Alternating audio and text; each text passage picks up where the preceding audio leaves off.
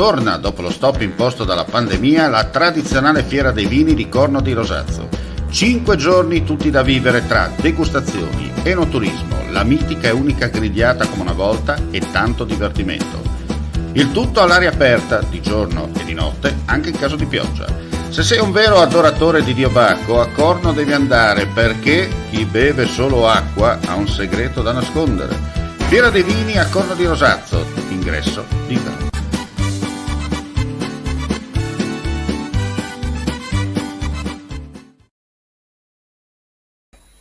Ben ritrovati gentili amici e amiche alla visione all'ascolto per quanto riguarda le audio notizie dal Friuli Venezia Giulia. Dunque andiamo a fare un po' di riepilogo della situazione delle ultime ore. Il tratto Portogruaro-San Stino della 4, dopo l'incidente di questa mattina per il tamponamento tra due mezzi pesanti, è stato riaperto al traffico.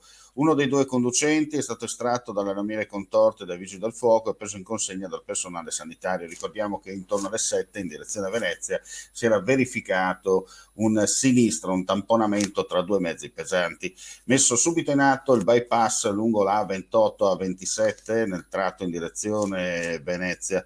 Al momento, mentre stiamo andando in onda, si registrano le ultime code fra San Giorgio di Nogaro e il nodo A4 A28 e anche in entrata a San Stino.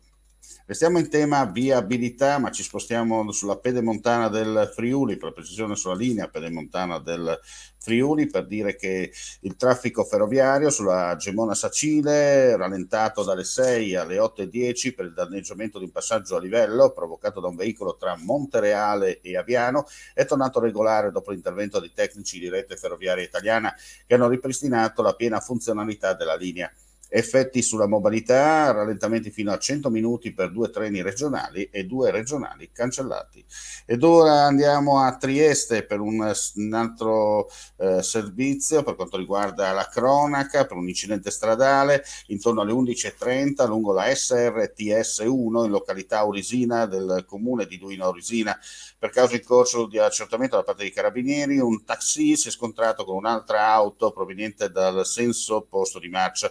I conducenti dei veicoli sono rimasti illesi.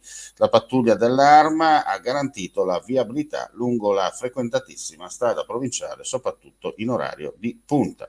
Ed ora andiamo a vedere il caso Copca. Rimborsi per la Copca e Coop Operaie, si è arrivati all'atto conclusivo, si stanno infatti completando in questi giorni le procedure di liquidazione delle circa 6.400 domande presentate e ammesse con i fondi messi a disposizione dalla Regione Friuli Venezia Giulia che ha voluto e realizzato l'iniziativa in collaborazione con le Camere di Commercio Pordenone Udine Venezia Giulia.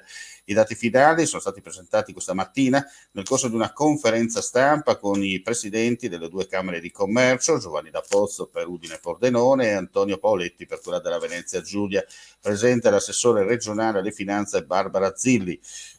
Conferenza stampa in cui è stato presentato anche il protocollo d'intesa Regione e Camere di Commercio, ANCI FVG per l'attuazione del PNRR. E con questa notizia che abbiamo qui, questa edizione flash odierna, vi ringraziamo come sempre per la visione e l'ascolto, non resta che augurare a tutti voi un buon proseguimento di giornata. Alla prossima. Vuoi assaggiare una birra dove al suo interno scopri la specialità tipica friulana? Lumi Beer, il prodotto ricavato in 20 ettari di terreno coltivato orzodistico, biodiversità, performance ambientale. Lumi Beer nelle sue 5 versioni disponibili, 4 per consumo veloce e dissetante e la versione Magnum per intenditori. Lumi Beer si abbina a qualsiasi palato. Lumi Beer è un prodotto esclusivo Azienda Agricola Pancera, il buon seme, i buoni frutti.